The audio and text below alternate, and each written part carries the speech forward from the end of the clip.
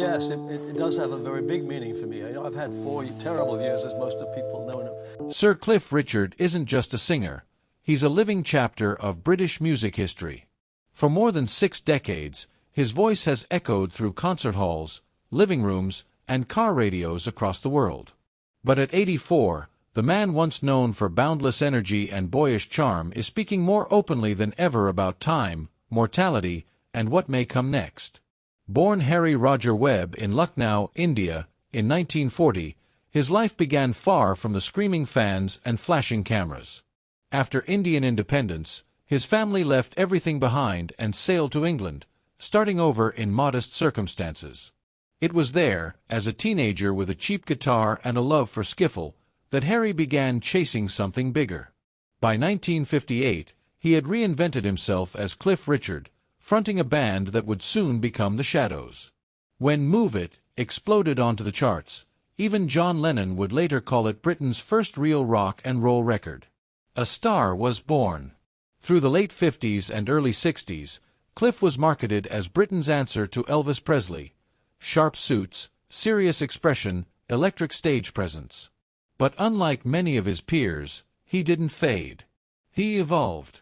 From rock anthems to softer ballads, from films like The Young Ones and Summer Holiday to Christmas classics like Mistletoe and Wine, he built a catalog that spans generations.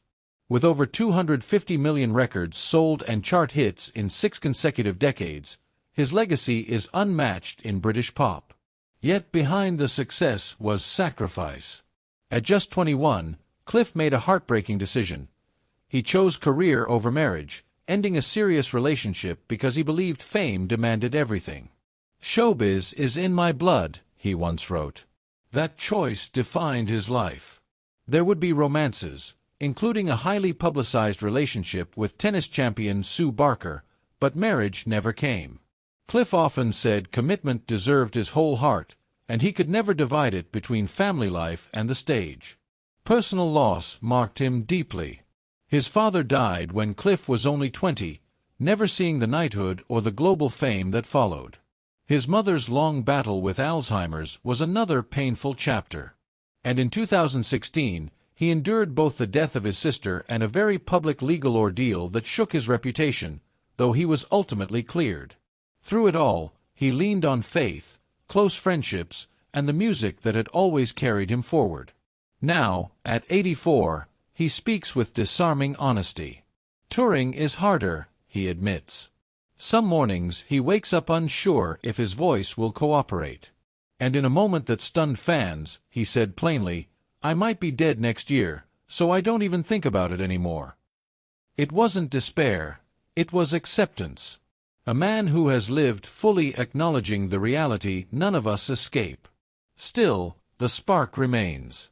He insists he doesn't believe in retiring, only stopping.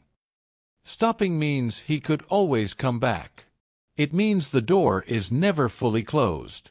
And as long as audiences keep showing up, as long as the music still moves through him, Sir Cliff Richard intends to step onto that stage with gratitude. From a young boy in India to a knight of the realm, from rock rebel to reflective elder statesman of pop, his journey has been one of reinvention, resilience, and remarkable endurance. The question now isn't whether he can keep going, it's whether he ever truly wants to stop.